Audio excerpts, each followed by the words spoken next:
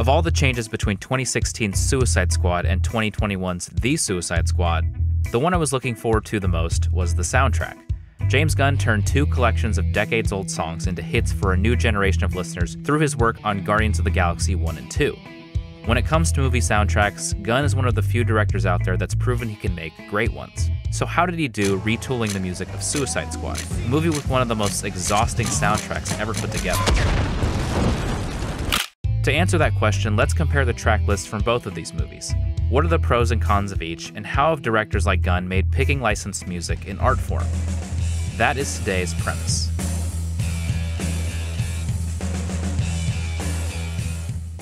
First, Suicide Squad.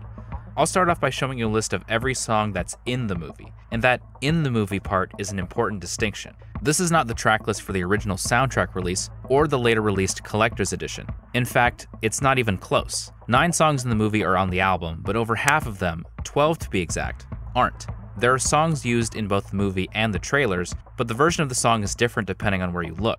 For instance, Bohemian Rhapsody. In the trailer and in the movie, they use the original Queen version. But on the soundtrack, it's a cover version by Panic! At the Disco. A similar thing was done for You Don't Own Me.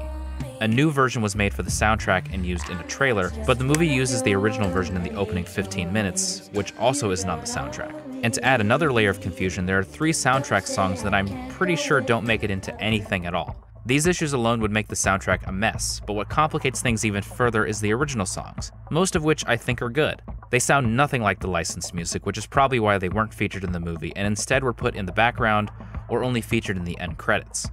This is so weird because the collector's edition of the album was nominated for a Grammy for Best Compilation Soundtrack in 2017. Many of the original songs like Purple Lamborghini, Sucker for Pain, and Gangsta performed well on the charts. Gangsta by Kehlani is the only song, licensed or original, to be used twice in the movie, during 2 scenes with the Joker. I think it would probably be a more popular song of hers if the Joker wasn't really bad. But that time has passed. But the best and most popular song to come out of Suicide Squad was Heathens by 21 Pilots. Recently the song went 9 times platinum, which goes to show how much people liked it regardless of why it was initially created.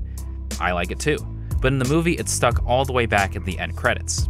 Sucker for Pain plays afterwards, but by that time it doesn't matter because the movie sucks and you just want to forget about it. There were really good original songs made for Suicide Squad, but the movie doesn't seem to care about them all that much. In Cosmonaut Variety Hour's recent review of this movie, he has a running joke where he comments on the amount of licensed music put into the first 45 minutes. By my count, factoring in original songs, there are 14 songs used in that time frame. 9 of them are used in the first 15 minutes. This clumping significantly screws up the pace, as after Spirit in the Sky plays to wrap up the second cluster, the movie feels slow for the rest of its runtime. We get so inundated with music and montages and quick cutting that when we're all of a sudden done with that, it's disorienting. The reasons why the music didn't work are self-explanatory. The songs are poorly placed and poorly paced, but more importantly, they bring nothing to the story. Other than the original songs, none of the music sounded like it was supposed to be in a movie anything like this, because it wasn't. The executives that oversaw the changes clearly didn't understand what made music work in movies it was trying to tonally rip off. And before we move on to The Suicide Squad, we need to talk about a couple of those movies, specifically the movies that got James Gunn here in the first place. These are the songs included in the first Guardians movie. And right off the bat, you can tell that this track list is much more focused, and more importantly, they're all in the movie, except for Spirit in the Sky, which was used in a trailer, and ironically in Suicide Squad. The Guardians soundtracks, or Awesome Mix Volumes 1 and 2, are the blueprint for good movie soundtracks. Volume 1 topped the Billboard charts for 11 consecutive weeks in 2014, becoming the first soundtrack made entirely with previously released songs to go #1. Not to mention they released vinyl and cassette versions, Disney's first new tape release since 2003. I don't want to spend too much time here because you already know how good these albums are, but I do want to touch on 3 ways Guardians makes the most of the movie soundtrack. 1. It acknowledges the existence of its music. Music is essential to the Guardians movies, and the characters can hear the songs we hear. Peter Quill's Walkman is his most prized possession.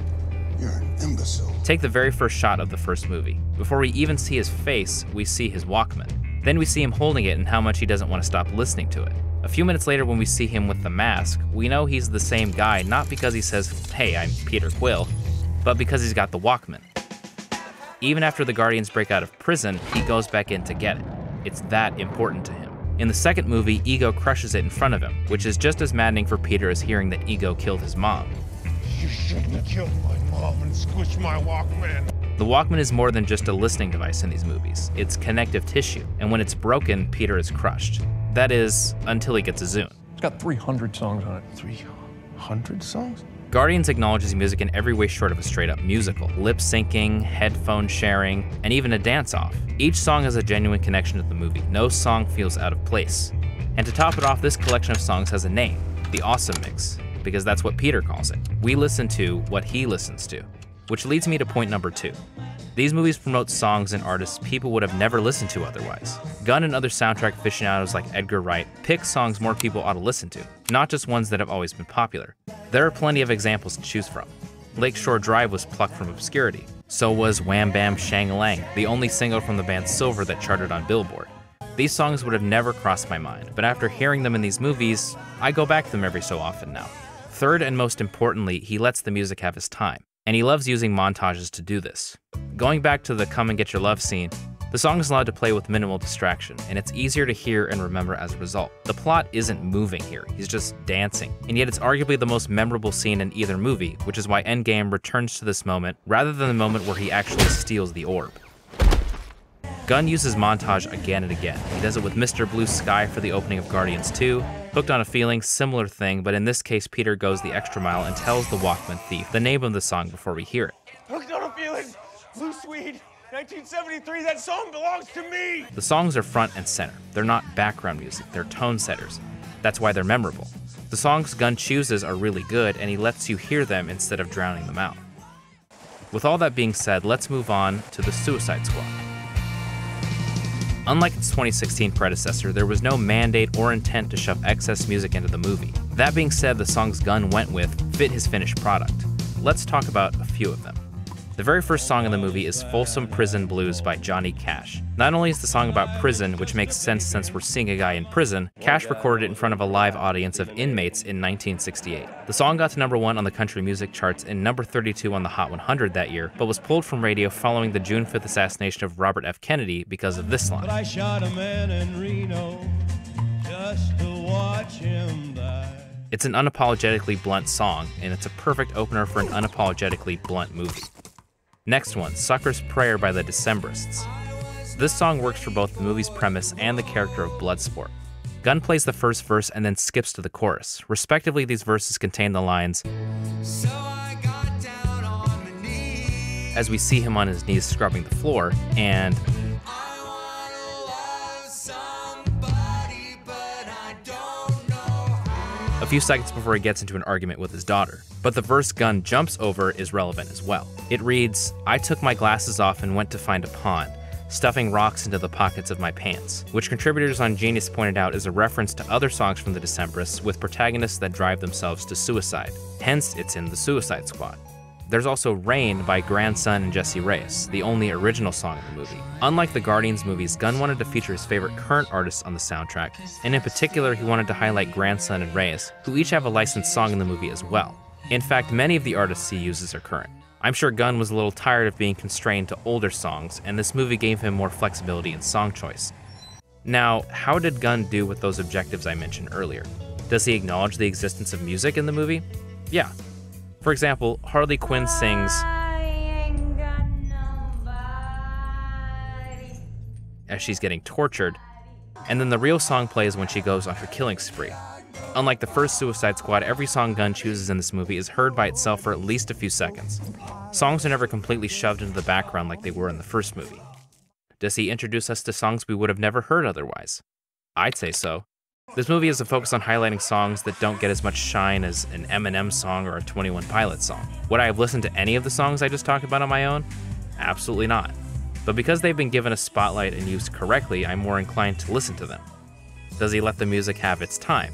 Yeah, and in doing so, he emphasizes the tone of certain scenes. Take People Who Die. It's a song that makes total sense being where it is, seeing as we just watched a ton of people die. But it's different from other songs that talk about people dying in that it's a fast-tempo, upbeat song. At this point, these government staffers couldn't care less about who survives from this group, because they're villains. They even have bets going as to who's going to live and die. This song is perfect to reinforce the disconnect between the people far away from the action and the people violently murdered in the center of it. I will say that although the songs make the movie more accessible, I don't see any big hits from this. It's not like a Guardian situation where Peter Quill took the hits of the 60s, 70s, and 80s with him to faraway places. This movie's significantly more low-key on the music front. But that works for this movie because of all the obscure characters it pulls from the sellers of DC Comics. So after all this, why is Suicide Squad's soundtrack bad and the Suicide Squad soundtrack good? For one thing, as the last two DC projects have proven, it's about creative control. But ultimately, it comes down to understanding your movie and having a taste for music that falls in line with what you want and not what everyone else is doing. Suicide Squad's soundtrack feels like the product of frantic boardroom meetings, while the Suicide Squad soundtrack feels like someone sat down and thought about the music just as much as the characters. That's what it takes to make a collection of mostly pre-release tracks memorable. You can't just choose the ones that everyone knows, you have to choose the right ones.